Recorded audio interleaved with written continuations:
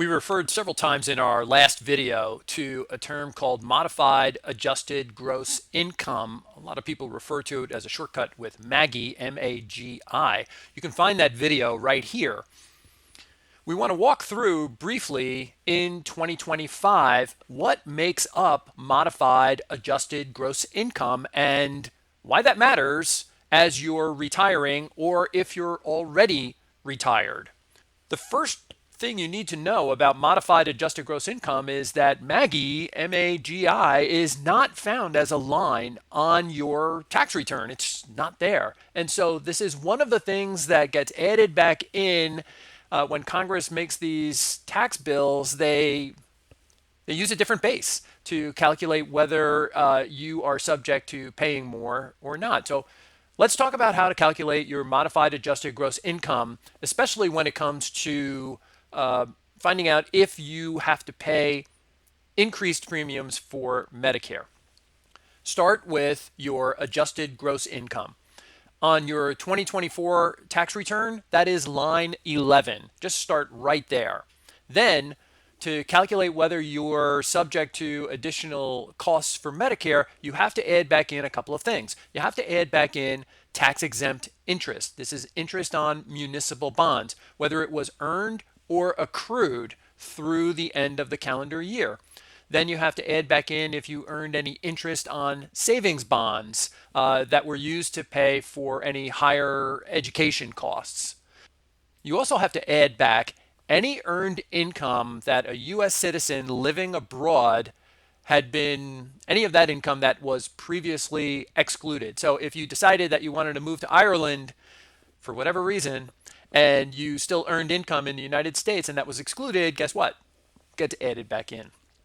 The bottom line is you come up with this modified adjusted gross income number. That number is used to determine whether the income related monthly adjustment amount for your Medicare Part B premiums. And this number is a cliff, meaning if you go over the threshold by even $1, you're going to be subject to this new premium level that you're going to have to pay. It's not progressive at all. It's a cliff. You go over by a dollar, you're going to pay.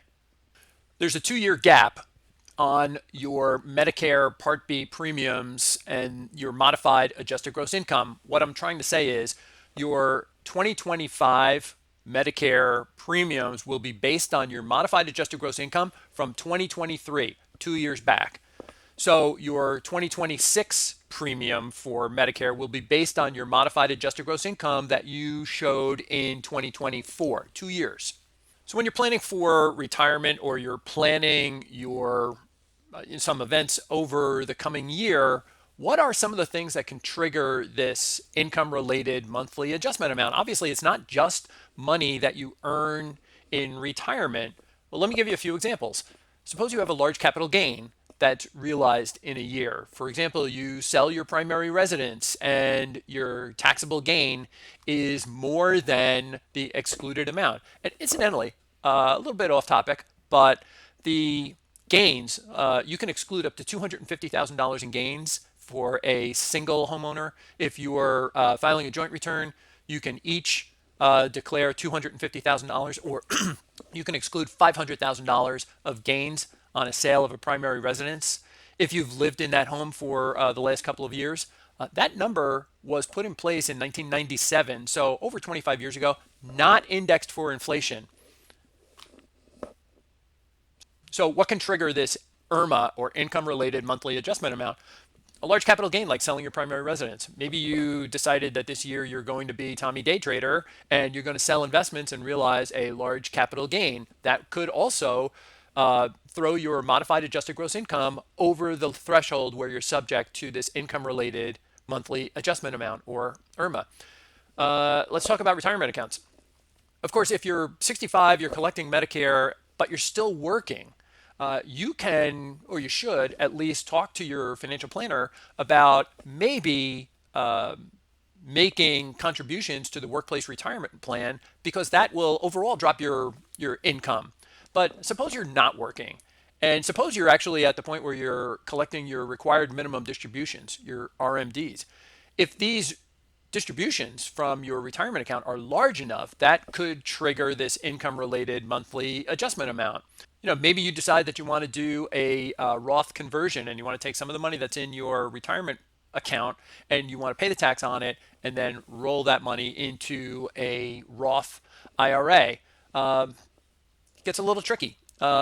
You want to be aware of that threshold because it is a cliff, but maybe you convert like right up to the amount without going over.